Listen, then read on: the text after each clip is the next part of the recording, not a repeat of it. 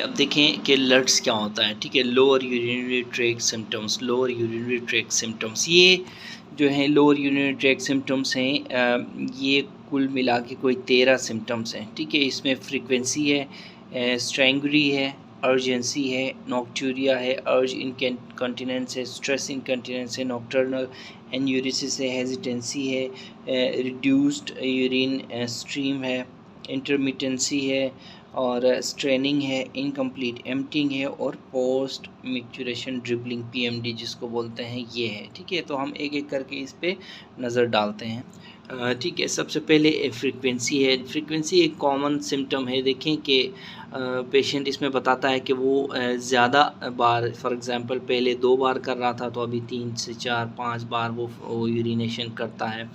तो ये इस तरह की हिस्ट्री पेशेंट आपको देगा, यानी कि नॉर्मल टाइम से ज़्यादा वो जो है यूरिन करता है, या फिर सोशली एक्सेप्टेबल टाइम से ज़्यादा जो यूरिन करता है, तो इस सिम्टम को फ्रीक्वेंसी कहते हैं।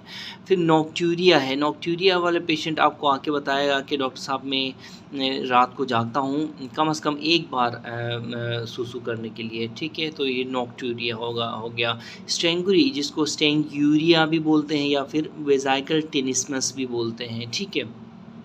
इसमें पेशेंट जो है वो आपको शिकायत करेगा कि मुझे पेशाब आने जैसी फ़ील होती है, लेकिन जो है वो ब्लैडर फुल ही महसूस होता है, ब्लैडर फुल ही रहता है, ठीक है। ठीक है, तो ये मतलब पेशेंट इसमें क्या करेगा, पेशेंट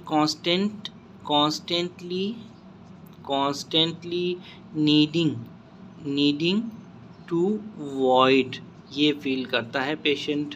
और मतलब उसका मसाना बार बार सुसु करने की उसको वो हाजत दिलाता है, ठीक है। और स्टेंगुरी या स्ट्रेंग्यूरिया, ये mostly it is due to lower urinary tract infections. इसी तरह अर्जेंसी है। Urgency sudden compelling desire to urine which is difficult to defer, ठीक है, डेफर है ये, which is difficult to defer, इसको अर्जेंसी कहते हैं, ठीक है। ठीक है, तो इसमें पेशेंट को अचानक फ़ील आएगी कि सुसु करना है, और वो उसको रोकना भी मुश्किल हो जाएगा, और वो फिर पेशाब उसका निकल आएगा, ठीक है। इसी तरह अर्ज इनकंटिनेंस क्या है। अर्ज इनकंटिनेंस देखिए, अर्ज इनकंटिनेंस में याद रखें कि शुरू में अर्जेंसी होती है, फिर यकदम क्या होता है, large volume of urine leak out होता है, ठीक है। तो इसको अर्ज इनकंटिनेंस बोलते हैं। शुरू में अर्जेंसी होगी, फिर एकदम large volume of urine leak होगा, जैसे कि आपने देखा होगा कि ओल्ड एज जो मेल्स हैं वो अक्सर मस्जिद में भी सुसु करते हैं, ठीक है। तो वो बेचारे अपने सुसु को रोक नहीं पाते, जिसकी वजह से फिर वो कंट्रोल भी नहीं कर पाते। तो ये अर्ज इनकंटिनेंसी है। अर्ज इनकंटिनेंस जो है वो ओवर एक्टिव ब्लैडर के साथ एसोसिएटेड है, ये ब्लैडर न्यूरोपैथी के साथ एसोसिएटेड है, ठीक है, अर्ज इनकंटिनेंस, ठीक है ना। तो याद रखें कि इसमें इनवॉलेंट्री यूरिनेशन होती है अर्ज इनकंटिनेंस में, ठीक है। इसी तरह फिर नेक्स्ट जो सिम्टम है वो स्ट्रेस इनकंटिनेंस है। इसकी ये था यूआई, ये था SI.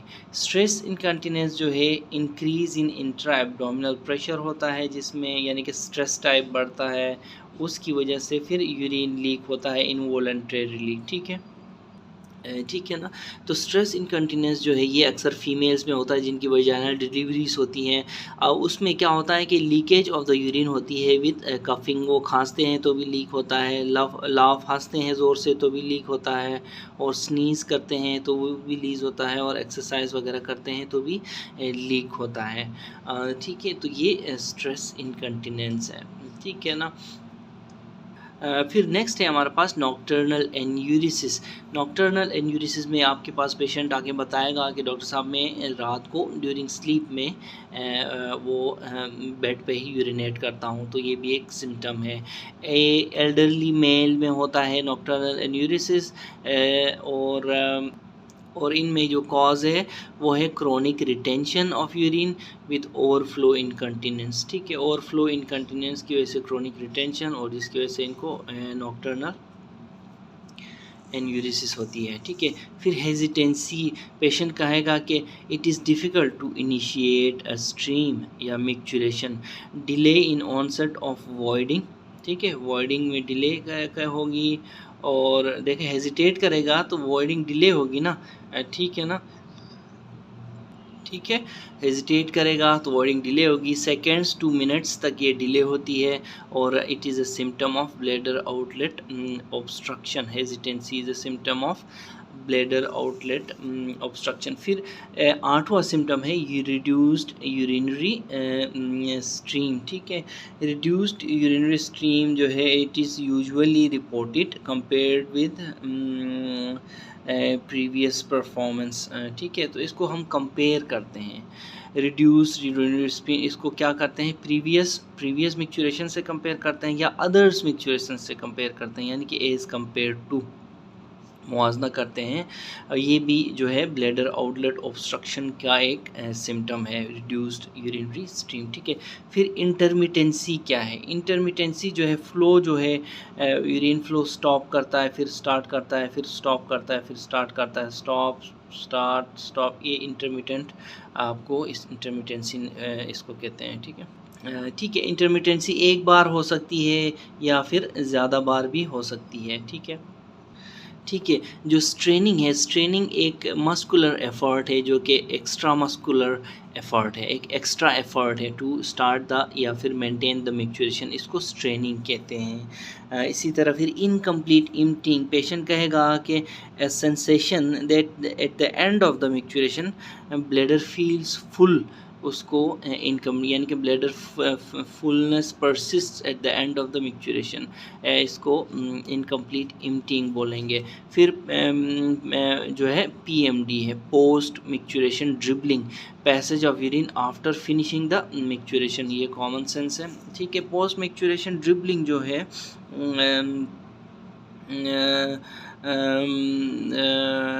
it is a common symptom in aging patient, ageing males में ये कॉमन सिम्टम होती है।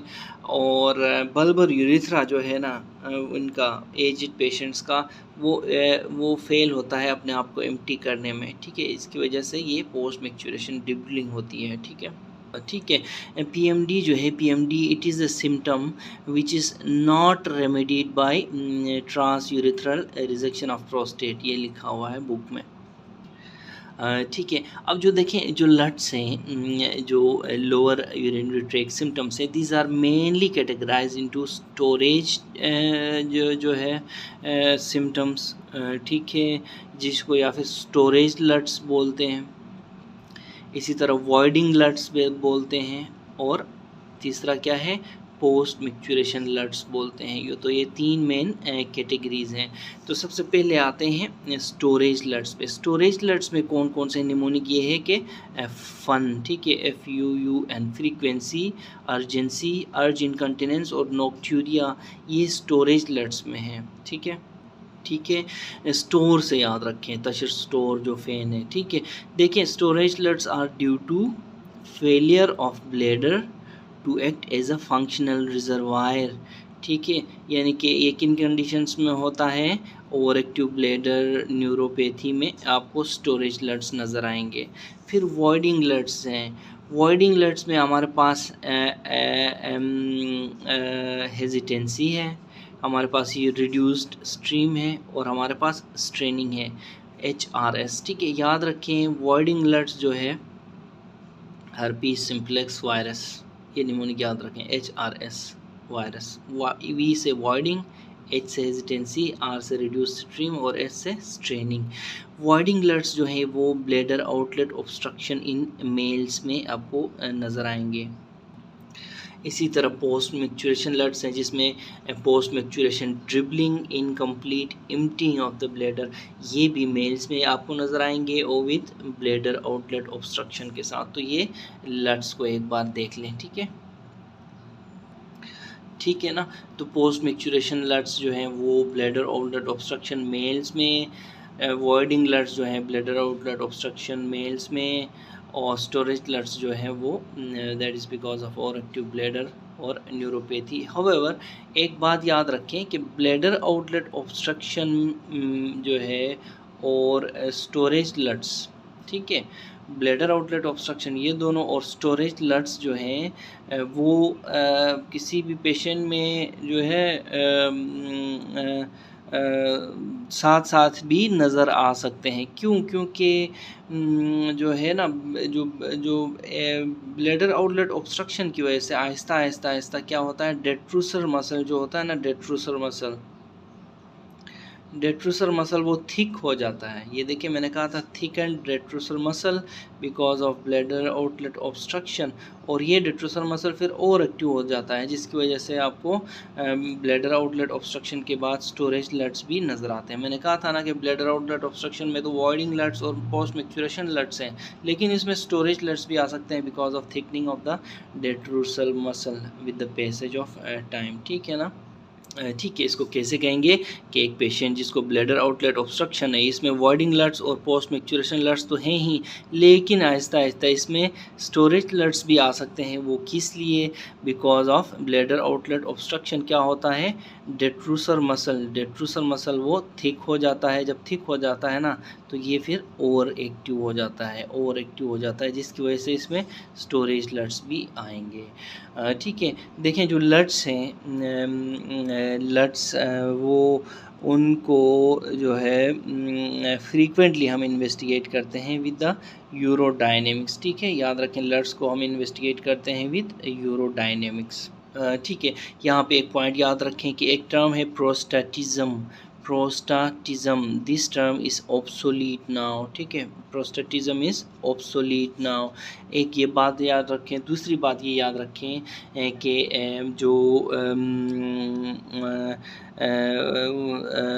जो कुछ पेशेंट्स में storage and voiding LUTS in combination होते हैं, स्टोरेज एंड वॉइडिंग लट्स। ठीक है, ये इन कम्बिनेशन में भी हो सकते हैं जिसका रीज़न मैंने आपको बता दिया। ठीक है।